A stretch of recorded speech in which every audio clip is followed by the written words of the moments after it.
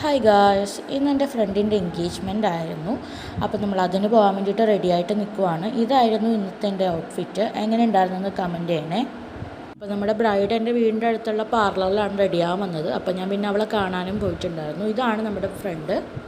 പിന്നെ നമ്മൾ റെഡിയായി കഴിഞ്ഞപ്പോഴത്തേക്കും പള്ളിയിലോട്ട് പോയി. നമ്മുടെ അരൂർ പള്ളി വെച്ചിട്ടായിരുന്നു എൻഗേജ്മെൻറ്റ്. അപ്പോൾ കാർത്തിക് സൂര്യയും വന്നിട്ടുണ്ടായിരുന്നു, വൈഫും ഉണ്ടായിരുന്നു. കാർത്തിക് സൂര്യയുടെ വ്ളോഗിൽ പറഞ്ഞിട്ടുണ്ടായിരുന്നില്ല ഒരു എൻഗേജ്മെൻറ്റും കൂടി ഉണ്ടായിരുന്നെന്ന്. അത് എൻ്റെ ഫ്രണ്ടിൻ്റെ എൻഗേജ്മെൻ്റ് ആയിരുന്നു. അങ്ങനെ പിന്നെ നമ്മൾ കുറേ നേരം പള്ളിയിൽ ഫുള്ള് അവിടെ ഇവിടെയൊക്കെ ആയിട്ട് നടന്നു. ഈ ചെക്കനും പെണ്ണും എൻ്റെ ഫ്രണ്ട്സാണ്, രണ്ടുപേരും എൻ്റെ ബെസ്റ്റ് ഫ്രണ്ട്സാണ്. ഇതാണ് നമ്മുടെ ബ്രൈഡും ഗ്രൂമും.